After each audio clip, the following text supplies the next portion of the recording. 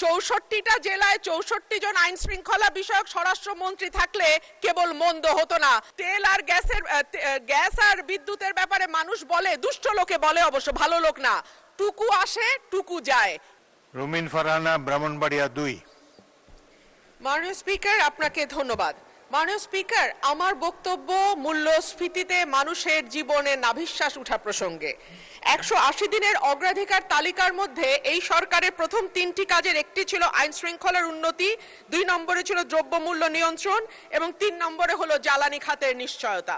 মাননীয় স্পিকার, আইন শৃঙ্খলা পরিস্থিতি নিয়ে কথা বলতে গেলে মুশকিল হচ্ছে আমাদের আইন শৃঙ্খলা সংক্রান্ত যিনি স্বরাষ্ট্রমন্ত্রী আছেন তিনি হয় ব্যঙ্গ করেন আর না হলে বাকচাতুর্য দিয়ে পুরো বিষয়টিকে ঢেকে দিতে চান। কিন্তু সাধারণ মানুষের সঙ্গে কথা বললে মাননীয় স্পিকার জানা যায় যে বাংলাদেশে পররাষ্ট্র মন্ত্রণালয়ে যেমন 3 জন মন্ত্রী আছেন, 64টা জেলায় 64 জন আইন শৃঙ্খলা বিষয়ক স্বরাষ্ট্রমন্ত্রী থাকলে কেবল মন্দ হতো না বাংলাদেশের আইন শৃঙ্খলা পরিস্থিতির এতই ভালো অবস্থা। আর মাননীয় স্পিকার, জ্বালানি নিয়ে আর কি বলবো, তেল আর গ্যাস আর বিদ্যুতের ব্যাপারে মানুষ বলে, দুষ্ট লোকে বলে, অবশ্য ভালো লোক না, টুকু আসে টুকু যায়, এই আসে এই যায়, কতক্ষণ থাকে তারা নাকি বুঝতে পারে না।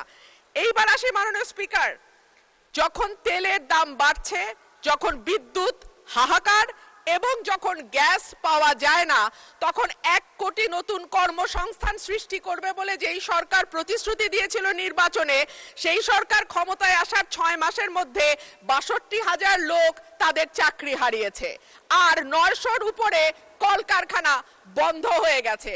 সো নতুন আর কর্মসংস্থান কি তৈরি হবে মাননীয় স্পিকার? যারা আছেন চাকরি করছেন তাদের চাকরি আর কতদিন থাকে আল্লাহ মাবুদে জানে।